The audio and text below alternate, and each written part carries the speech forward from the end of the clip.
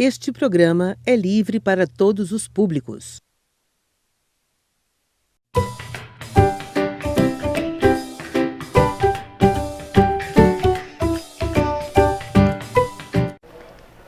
Então, gente, vamos lá. Eu sou a professora Perla Alves, professora de língua portuguesa do município. Trabalho de 6º ao 9º ano. Então, vou dar aqui também minha contribuição nas aulas de morfologia. Como o professor Gercivaldo já introduziu para vocês, são 10 as classes de palavras que nós temos que estudar. Então, hoje a gente vai estudar 2 delas. Eu vou começar falando do substantivo. Nosso projeto Em Cada Caso Uma Escola, nós iremos até você. Vamos começar a estudar as 10 classes gramaticais, as 10 classes de palavras, com os substantivos, certo? O que é um substantivo? A primeira pergunta que deve vir à nossa cabeça. O que é um substantivo? O substantivo é aquela palavra responsável por dar nome a todas as coisas que a gente conhece. Então, todo objeto que você imaginar, todo lugar que você imaginar, o seu próprio nome, nome das outras pessoas, tudo é substantivo. Então, ele é a classe responsável por nomear as coisas, tanto as coisas reais quanto as coisas imaginárias. Então, o que você imaginar aí que estiver próximo a você, a televisão, o seu celular, o seu lápis, cadernos, canetas, tudo é substantivo. Todas essas coisas que eu falei são coisas reais, né? Mas também fada, vampiro, monstro, substantivos de coisas imaginárias. Tudo isso são nomes. Os substantivos, ele vai ter algumas classificações que a gente vai compreender aqui. Começando com comum ou próprio, né? Que é a mais básica das classificações. Substantivo comum é aquela palavra que nomeia coisas que não são nomes específicos de pessoa ou nomes específicos de lugar. Porque esses nomes são chamados de substantivos próprios. E por isso mesmo, eles têm que começar sempre com inicial maiúscula. Então, todo nome de pessoa começa com letra maiúscula, todo nome de lugar começa com letra maiúscula. Então, eu coloquei alguns exemplos ali de substantivos comuns, todos começando com letra minúscula.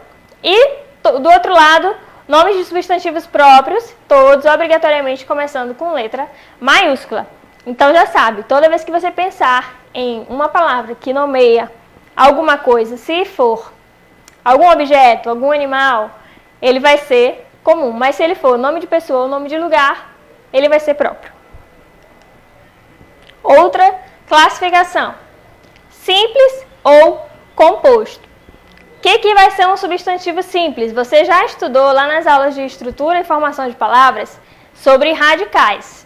Então, aqui o substantivo simples, ele vai ser aquele que possui apenas um radical. Enquanto o substantivo composto é aquele que vai possuir 2 ou mais radicais. Então, eu tenho aqui a palavra flor. Só tem um radical nessa palavra, né? Então, por isso, eu chamo ela de substantivo simples. Enquanto na palavra beija-flor, eu tenho 2 radicais, beija e flor, formando aí uma nova palavra, e por isso eu chamo ela de substantivo composto. Mesma coisa em sol e girassol. Sol só tem um radical, girassol tem 2. Perceba que para um substantivo ser considerado composto, ele não necessariamente precisa ser separado com um hífen, como é o caso de girassol. Aqui a gente tem os 2 radicais e um S aqui para ajudar na sonoridade. Porque como você já viu lá nos processos de formação de palavras, aqui a gente não pode perder esse som. E para não ficar girasol, é necessário colocar esse outro S. Então, substantivo simples é aquele que tem só um radical e substantivo composto tem mais de um radical. Agora, vamos falar dos substantivos concretos e abstratos. O que é isso? O substantivo concreto é aquele que tem existência própria, ou seja, ele não depende de nada, nem de um outro ser para ele existir. Cachorro, homem,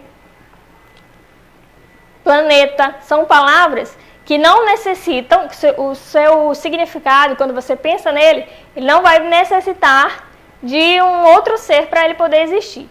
Enquanto o substantivo abstrato, que é aquele que vai nomear sentimentos, ou eles vão derivar de qualidades, estados e verbos, eles vão necessariamente pedir a existência de um outro ser. Por exemplo, amor é um substantivo abstrato Porque para que haja amor, é necessário que haja alguém para sentir o amor, né? Beleza, mesma coisa. Tristeza e o beijo, porque ele vai derivar do verbo beijar. Tristeza vai derivar do estado de estar triste, né? E a beleza da qualidade de ser belo. Então, concreto tem existência própria, abstrato, ele vai ou nomear sentimentos ou vai necessitar de um outro ser para existir, para ter sentido. Substantivos primitivos e substantivos derivados. Também tem a ver com aquela aula lá de formação de palavras. Os substantivos primitivos são aqueles que formam as palavras que antes dela não teve nenhuma outra. Então, por exemplo, a palavra mar é uma palavra primitiva porque a partir dela é que a gente vai criar novas palavras. Então, maresia, marinheiro, maré, marujo, qualquer outra palavra que faça parte desse campo semântico que deriva de mar são os substantivos derivados. Todas elas pertencem ao substantivo primitivo mar. Casa. Eu posso formar com esse mesmo radical de casa.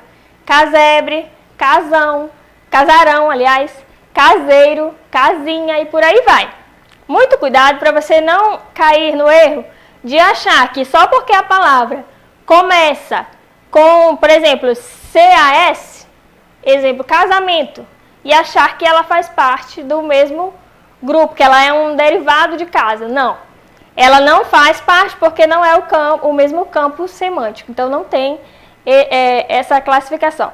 Você tem que prestar atenção ao sentido da palavra. Então, mar deu origem a maresia, marinheiro, maré, marujo. E casa deu origem a casebre, casarão, caseiro, casinha e assim sucessivamente. Dentro dos substantivos coletivos, que você deve ter estudado lá no ensino fundamental 1, como o próprio nome já sugere, ele indica coletânea, um conjunto de coisas iguais. Para a gente não dizer, por exemplo, ali eu tenho um monte de fotos, então eu posso usar o substantivo coletivo álbum, que já representa um conjunto de fotos. Então eu não preciso dizer um álbum de fotos, porque se é um álbum, é de fotos. E o conjunto de abelhas, enxame. Um conjunto de jogadores, time, e por aí vai. Conjunto de atores, elenco. E assim a gente vai construindo alguns coletivos. Existe uma lista de coletivos aí que você pode estudar para ir ampliando também esse vocabulário. Quanto ao gênero, o substantivo ele vai poder variar aqui. E a gente vai encontrar os substantivos biformes ou uniformes. O que isso quer dizer? Biforme, pelo nome já se entende que ele tem duas formas. Logo vai ser uma para o masculino e outra para o feminino. Significa que tem uma palavra que representa o gênero masculino e outra palavra que representa o gênero feminino. Então, homem, o feminino, mulher. Professor, professora. Ator, atriz. Então, eu tenho duas palavras sempre para cada gênero. Uma palavra para cada gênero.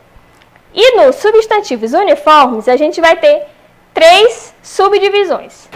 Uniforme já está dizendo que é uma única forma para o masculino e para o feminino. Só que dentro do uniforme a gente tem 3 subclassificações. O comum de 2 gêneros, os sobrecomuns e os epicênos. Então vamos entender melhor cada um deles. Comum de 2 gêneros. O que é isso? Eu tenho a palavra artista. Essa mesma palavra, sem eu precisar de uma nova, eu posso usar tanto para o masculino quanto para o feminino. Como? Colocando um artigo antes dessa palavra. Então, se eu digo o artista, eu estou me referindo a um homem. E se eu digo a artista, eu estou me referindo a uma mulher. A mesma coisa, policial. O policial ou a policial. Então, perceba que o substantivo não se alterou. E também eu não tenho uma outra palavra para substituir, como é o caso do substantivo biforme. Aqui é uma única forma e o que me determina se é homem ou se é mulher é o artigo, que vai estar antes desse substantivo. Ainda nos substantivos uniformes, o sobrecomum. Um só gênero para masculino e feminino. São palavras que eu vou ter um artigo que vai sempre acompanhar ele, por regra, que eu não posso mudar, mas que ele vai se referir tanto ao gênero masculino quanto ao gênero feminino. Então, quando eu digo a criança, essa criança pode ser uma menina ou pode ser um menino. Mas eu vou sempre utilizar o artigo a criança. Não posso dizer o criança e nem o crianço. Então, não há alteração na palavra e tampouco no artigo que a acompanha. Então, a vítima, mesma coisa. O anjo, o ser, o monstro. Vai ser sempre o mesmo artigo para essas palavras que não vão sofrer essa alteração, mas que podem ser aplicadas tanto para o gênero masculino quanto para o gênero feminino. Agora vamos ver os substantivos uniformes da classificação Epiceno, que são aqueles utilizados para animais. Como é que eu vou saber se esse animal do qual eu estou falando é do gênero masculino ou do gênero feminino, né? Eu vou ter que acrescentar, se for necessário, fazer essa especificação no caso de formiga. Eu não posso dizer o formigo para masculino. É uma palavra naturalmente feminina, então eu vou dizer a formiga, e se for necessário especificar, eu vou dizer a formiga macho ou a formiga fêmea. A mesma coisa para o tatu macho ou o tatu fêmea. Os substantivos são variáveis em número, ou seja, singular ou plural. São variáveis em gênero masculino e feminino e no grau aumentativo ou diminutivo. Aí eu coloquei aqui uma observação para a gente prestar um pouquinho de atenção em alguns detalhes que algumas coisas da nossa língua às vezes fazem a gente errar. Às vezes uma palavra assume outra função que não é a sua originária em contextos diversos. Então a gente tem que tomar cuidado. Quando eu digo a corrida foi ontem, corrida é substantivo, está funcionando no seu papel normal de substantivo. Mas quando eu digo a viagem foi muito corrida, eu usei a mesma palavra, porém agora a corrida funciona como adjetivo. Porque aqui eu estou dizendo como foi essa viagem, né? Estou atribuindo uma característica, uma qualidade. Ela foi muito corrida, foi muito rápida. E agora, você não precisa correr. Correr é verbo, naturalmente. Mas, se eu digo o correr da vida embrulha tudo, eu não, né? Foi o Guimarães Rosa que disse. Então, aqui eu já coloquei um artigo antes do verbo correr e com isso eu transformei o verbo correr em um substantivo. Mas isso é assunto para uma outra aula. É só para a gente prestar atenção que nem sempre basta eu decorar o sentido dessa palavra, o que ela é, né? Qual é a classificação natural dela, porque às vezes ela vai poder sofrer alterações de acordo com o contexto. Então, tudo vai depender do contexto para a gente analisar. Bons estudos. Agora a gente vai falar um pouquinho sobre os artigos. Então, vamos começar aqui entendendo o que é o artigo, né? O artigo, ele antecede o substantivo, que foi aquele que a gente acabou de estudar. Ele serve também para determinar ou indeterminar este substantivo e ele varia em gênero e número. Muito fácil compreender quais são os artigos, porque nós só temos os artigos o, a, um e uma. E como eu disse, eles variam, né, no plural. Então vai ficar os, as, uns e umas. Só isso. Então não tem muita dor de cabeça, a gente precisa só entender esses artigos e como é que eles vão aparecer dentro dos contextos para a gente. O que significa dizer que um artigo determina ou indetermina uma palavra? Se eu digo a garota viajou, eu estou falando especificamente de uma determinada garota. Mas quando eu digo uma garota viajou, pode ser qualquer uma garota que tenha viajado. A garota viajou, subentende-se que o meu interlocutor sabe de quem eu estou falando. Mas, quando eu digo uma garota viajou, pode ser qualquer uma. Então, fica uma coisa mais aberta, mais ampla. E, portanto, está indeterminando. A mesma coisa, o aluno chegou. Qual é o aluno? Já está subentendido entre quem está falando e quem está ouvindo essa frase. Um aluno chegou é um aluno dentre tantos que chegou. Não é um aluno específico. Então, determinar serve para especificar. Indeterminar é o mesmo que generalizar. Aqui eu tenho uma tirinha da Mafalda para a gente perceber essa questão de determinar e indeterminar substantivo. Ela diz assim: hoje é meu último dia de praia, Miguelito. O que me consola é saber que você mora perto de mim. Lá a gente se encontra. Claro. Vou te apresentar meus amigos. E aí o Miguelito pensa, o quê? Ela tem amigos? Pensei que eu fosse o amigo, mas eu sou só um amigo a mais.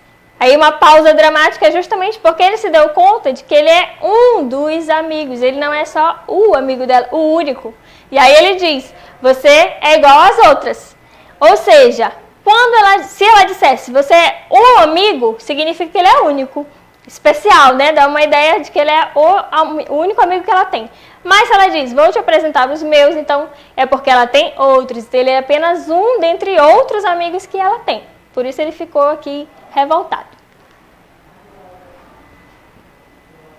Então, recapitulando, o artigo é a palavra que generaliza ou particulariza o substantivo, dependendo do que se queira dizer.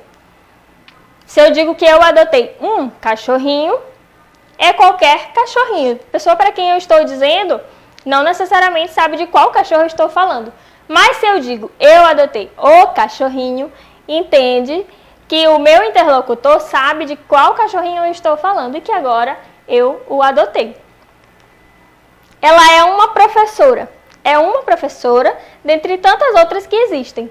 Mas se eu digo ela é a professora, dá uma ideia de que ela é a professora, assim, a professora, ela é a professora, ou ela é uma professora dentre tantas. Então, para fechar o nosso conteúdo, só recapitulando. Nosso conteúdo de hoje foi substantivo, que é a classe gramatical responsável por nomear todas as coisas que existem, e o artigo, que é a palavra que acompanha esse substantivo, e ela vai sofrer variações de gênero ou de número. Então, eles dois vão andar juntos e a gente vai perceber em vários outros estudos que formos fazer daqui para frente. Nos vemos na próxima aula.